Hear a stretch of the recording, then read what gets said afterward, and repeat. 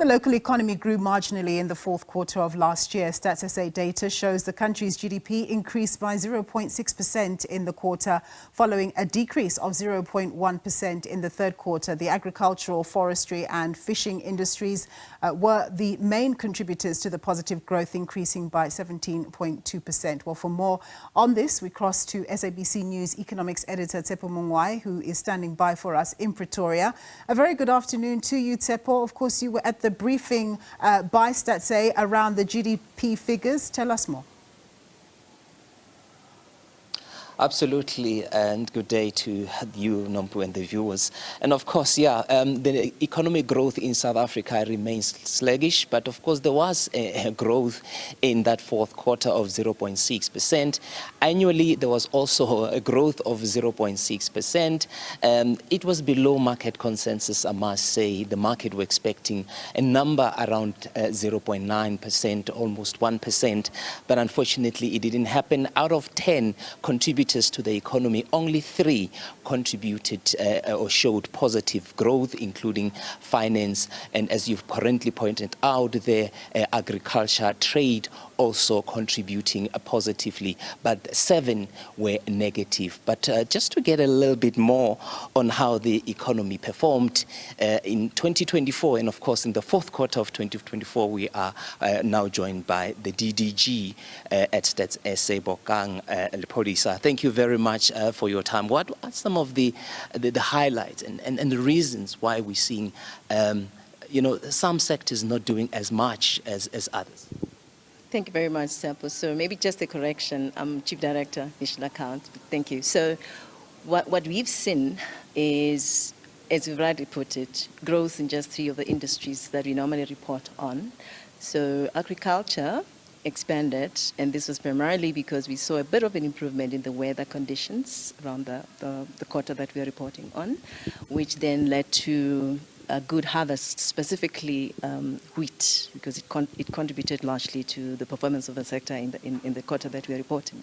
We also saw an expansion in finance and trade. So within the trade sector, I must say that what we found interesting is that there was a contribution somewhat of games of chance, which we normally refer to as gambling. So that contributed. We also saw an expansion in the retail, wholesale, trades largely. So that we often link to, if you think about the economy as a whole, we sometimes look at who spends where. So in terms of retail, we link that directly to the household expenditure, which we saw from expenditure on GDP side that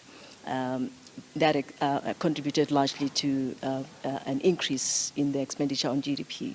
So we saw a lot of households spending primarily. We could say it could be because there was access to money, liquidity in the economy. The two-part system contributed somewhat, and also to some extent the low interest rates also had an influence on the spending. You've mentioned that on the expenditure side, particularly around households expenditure, you've seen improvement in spending. And what are some of the categories that households are really spending their money on? You've already mentioned gambling.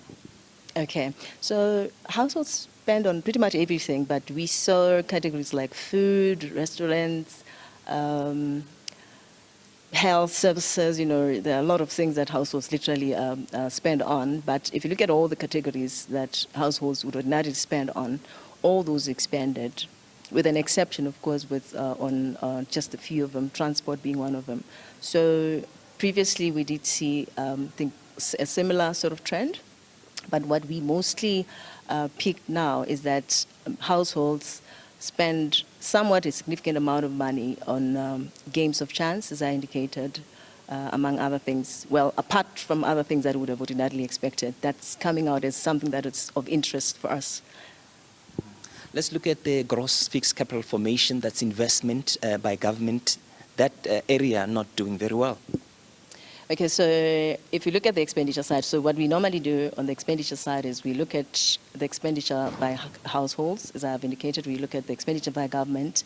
We look at the investments, if you said it, and we look at international trade, where we consider now imports and exports, right? So what happened in the expenditure side of things, we only saw an expansion in household expenditure exports as well as imports. But as you know, imports reduce or subtract from the economy, and therefore we don't look at that as an addition. But on the investment side, yes, we did see a contraction, and this is primarily because there was a construction in residential and non-residential buildings specifically. How would you summarize the economic activity that we have witnessed in the year 2024, and what would be the key takeaway from what you've observed? Okay, so in terms of performance, perhaps in general, I could say it's still not very where it's supposed to be, because at the end of the day, we would want an economy that's growing to the level at which it's able to create jobs, right? So if you look at the performance of the economy in its entirety and the sort of rate at which jobs are being created, it's not really meeting the needs of the economy entirely, but there are improvements here and there in some pockets of the economy, some of which I've already highlighted. And across the year, we did see a swing of things, ups and downs, in terms of, within the different industries, as well as in the different areas of expenditure. So in a nutshell, we could say, because there has been that improvement for the year, we need to acknowledge that and embrace it, whilst at the same time mindful that we haven't really gotten to where we are supposed to be as a country to make a difference. It's also concerning that we're seeing that government is really not investing. It is concerning, you're right, but government is investing, right? So, but the only problem within the government as a sector that we report on is the level of employment. So we're not creating as many jobs as we are supposed to do as government. Okay, let me thank you for your time. That's Bokang Podisa. She is with the Statistics South Africa, and of course sharing some of the highlights of the fourth quarter GDP numbers that came out for 2024. With that, it's back to you in studio, Nompu. Thanks very much. That's the SABC News economics editor, Tshepo. We're going to take a quick break.